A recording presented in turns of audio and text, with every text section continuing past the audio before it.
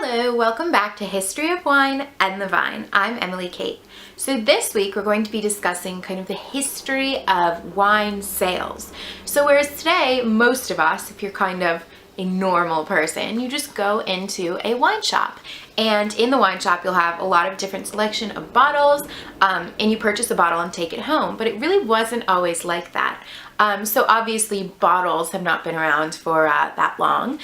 So people used to go to a wine shop and there'd be maybe 3 or 4 different kind of options for them in enormous dolia. So these would be kind of huge 2,000 to 3,000 liter kind of containers, and then you would either bring a jar or purchase a jar to kind of have a bit of that liquid drained off into something for you to take home.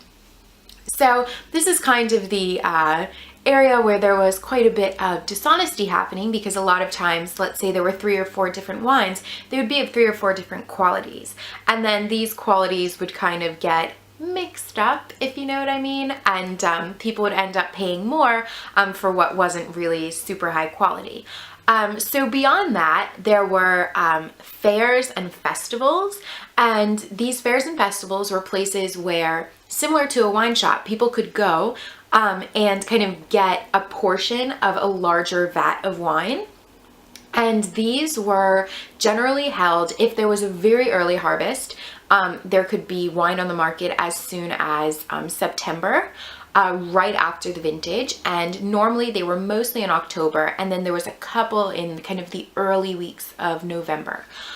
So definitely people were going to these, but these a lot of times, like we have in medieval times, there's something called the Fair of Compiègne, and it's where kind of the merchants went to go and sell the wine from the Paris Basin to kind of the merchants of the Low Countries. So there were a couple of middlemen happening, which kind of brings us to another way that you could kind of sell your wine and trade your wine, which was private merchants. So private merchants could be either kind of career merchants, or they could be vintners. So much like the fairs, these would be people who kind of contracted out privately and personally.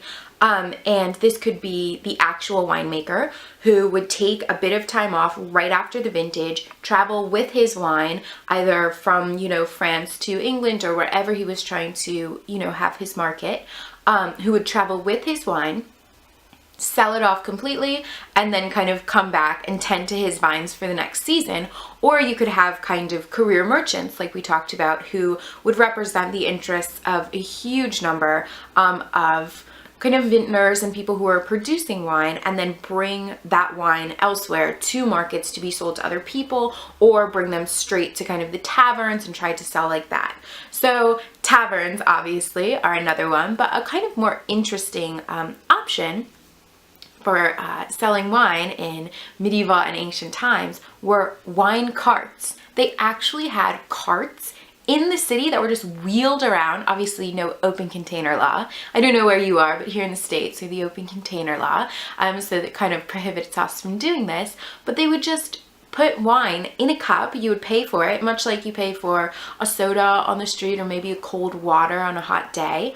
And these wines would be diluted, or they would be chilled in the summer, kind of with snow, or they would be warmed up a little bit in the winter. So these were generally things that they were not high quality. They were definitely for people who were just going cup by cup, but they were available, and I kind of think we should bring them back.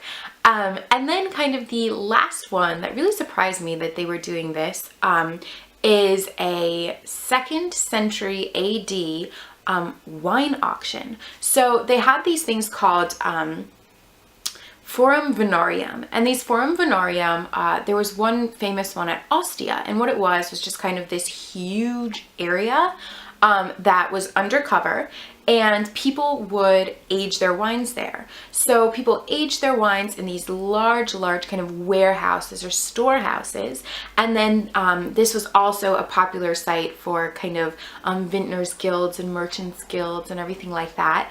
And then later on in the year, they would have kind of these annual or fairly frequent, depending on where you were, wine auctions, and people would kind of know about the different vintages. This is in ancient times, or they would know about certain kind of vineyards that were popular or were known for, you know, prestige or quality wine, and people would have wine auctions back in the 2nd century AD. So a lot of this actually surprised me, and I hope that you enjoyed it as well. If you did, remember to give the video a big old thumbs up and do subscribe for more lectures, and I will see you next week. Cheers!